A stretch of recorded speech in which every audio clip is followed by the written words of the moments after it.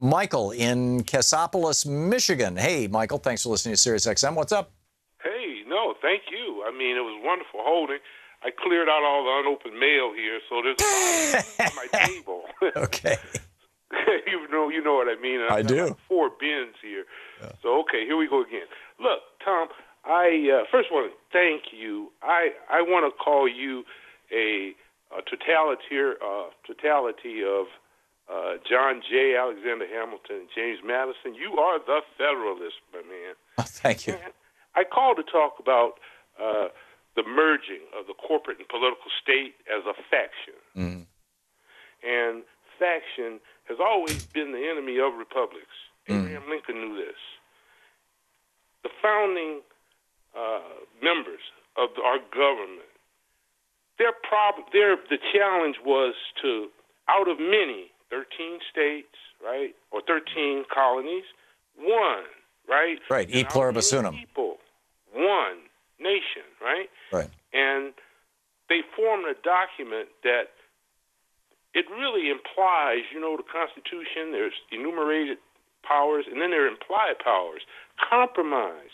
You see, that's what we're supposed to do. And when that fails, like it did in 1861, right, there was a conflict because the faction decided to attack the federal government rather than work through the body of law that was established. Right. And when President Lincoln saw a way in 1862 to write the Emancipation to allow captive sons and daughters of Africa to fight for their freedom, right? Everyone was relieved. Even the Union soldiers, they knew what they were fighting for now. And you know what? What we're fighting for is how the nation should be. Right. What it wasn't at the founding. See, slavery was on everyone's mind, although they didn't talk about it. Right. And the new they talked about it in code. They talked about it in code. In code. Jefferson referred to it as that peculiar institution, yes. and Madison referred to it as property. Now they were free to be free of the mob, be free of having to talk in code. Slaves would be free. Later, women would get the vote. We've come to gender equality. I'm trying to say, I look at the Constitution as expanding rights. Some people want to restrict rights. But my point is, what we're looking at here is a coup. And one thing for the lady who called, wanted to know why we support Saudi Arabia. Back in '92, I supported Ross Perot. His one thing he talked about was the amount of foreign governments who petition our government and lobby. And that's why I voted for him. That's why I voted for Bernie. So you know where I am, right? Right in the middle. Most of my friends, neighbors around here that hold positions like village president, township treasurer, these are nonpartisan positions. So I'm a nonpartisan, basically. And the Democrats, when you play the voice of the Lion of the Senate, Teddy Kennedy, the Democrats don't have the cojones to have that voice because they've taken money. And speaking of Kennedy, think of Robert Kennedy Jr., his voice. Think of John F. Kennedy. He would leave, to risk his life to save his men and his crew and to bring them all back safely. His brother, Robert Kennedy, how he sacrificed. These men have voices. These corporate politicians, left and right, Democrat and Republican, they don't have it. So what's needed in order to keep the country from being taken over by this takeover of the state houses, through voter improprieties, what's needed is for us to get enough states where they can't change the Constitution, like taking away the 17th Amendment, right? And this is what's going to happen. And it'll become the nation it's supposed to be, because faction, I don't think people really understand. Corporations, the mainstream media, these politicians, they've merged, right?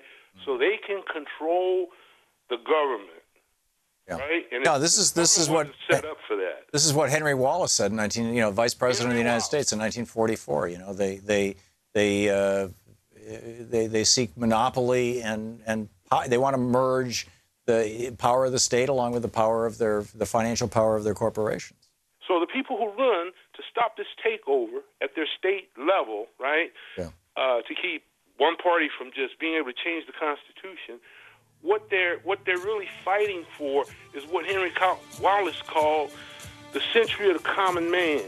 See, in my house, when I grew up in the 60s, I had a big family, all under one roof. We had professionals, we had blue-collar people, so I heard the debate that we had about blue-collar, union. Yeah.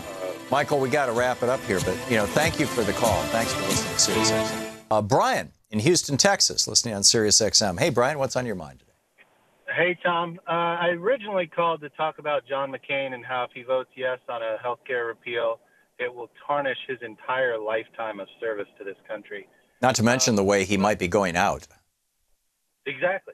And he is going to be dying soon because he has terminal cancer. So is this really what he wants to be his legacy? That's one point. Yeah. But as I was listening to all of your programming over the past hour, it just seems to me that the hooks are in so deep by the Koch brothers and all of their ilk that to try and remove them can do nothing but destroy us. I'm not a fatalist person, but I feel like there are so many things, like your guest was talking about just a while ago with the lack of prosecution of corporate criminals. Right. There are so many examples of that, and the interests are so deeply entrenched that I think there's no way to pull them out without just tearing everything apart.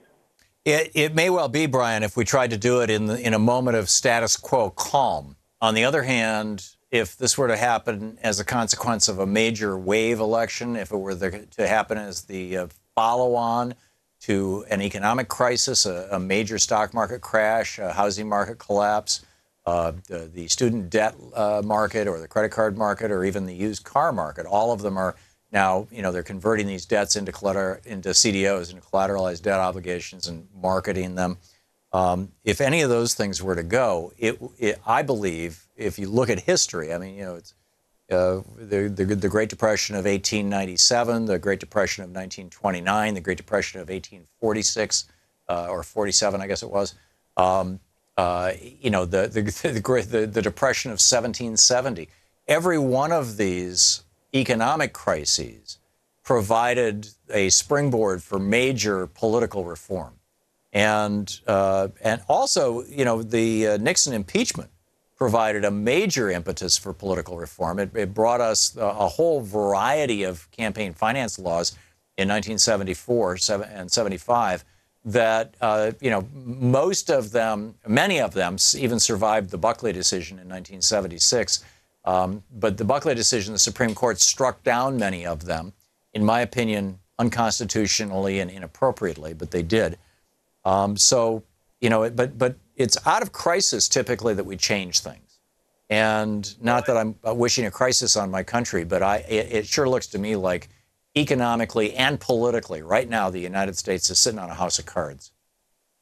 Yeah, I agree with you. Yeah. And one final point I wanted to make is I think when posterity looks back at the United States from its inception and to its ultimate collapse, I think the United States will be viewed as possibly the most, I love my country, and I'm sad to have to say this, but I think if you look objectively, we will be viewed as one of the most evil societies ever to, emerge from humanity, because we decimated the American Indians.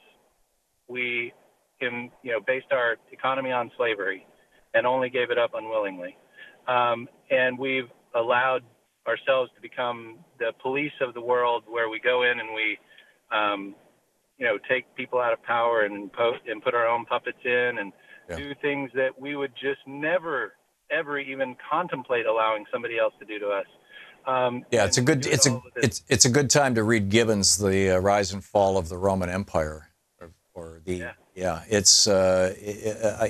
don't disagree, Brian.